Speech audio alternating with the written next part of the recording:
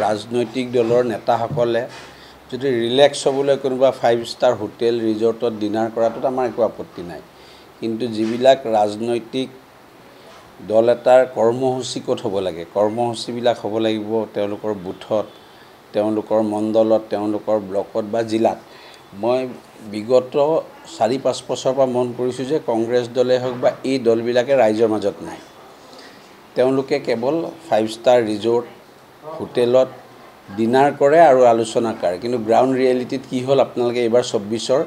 ইলেকশ্যনতো বিৰোধীসকলে কেনেকৈ ইলেকশ্যন খেলিছে আপোনালোকে দেখিছে নিজৰ মাজতে নিজে প্ৰাৰ্থী দি মই এটাই অনুৰোধ কৰিম তেওঁলোকে ডিনাৰ কৰক তেওঁলোকৰ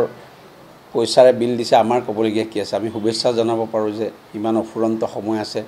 5 ষ্টাৰ হোটেলত ডিনাৰ কৰা কিন্তু ৰাজনৈতিক দলৰ যদি সঁচা অৰ্থত তেওঁলোকে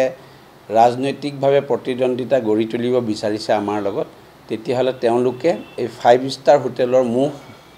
ত্যাগ কৰি গাঁৱত মিটিং কৰা আৰম্ভ কৰক বুথত মিটিং কৰা আৰম্ভ কৰক তেওঁলোকৰ জিলাত মিটিং কৰা আৰম্ভ কৰক ব্লক মণ্ডলত মিটিং কৰা আৰম্ভ কৰক তেতিয়াহে তাৰ সুফল পাব বাকী এইবিলাক পাৰ্টি কৰা খানা খোৱাবিলাক চলি থাকিব জীৱনত 4 তাৰিখতে যাব দিয়কচোন চেডেলি ভেৰি ল'ব এনেকুৱা মিটিং আমি 21 আগত দেখা নাই জানো তাৰ কিবা ফলাফল দেখিলে নেকি এনেকুৱা মিটিং 24ৰ লোকসভা 17 18 19 আমি নাম মনত নৰখাকে আনকি প্ৰদেশ কংগ্ৰেছৰ সভাপতিজনেও নাজানে সকলো দলৰ নাম ইমান দলৰ এটা তেওঁলোকে লিষ্ট দিলে লিষ্ট দি ইলেকশ্যনত কি হৈছে তো আপোনালোকে নিজে দেখিছে অনুধাৱন কৰিব পাৰিছে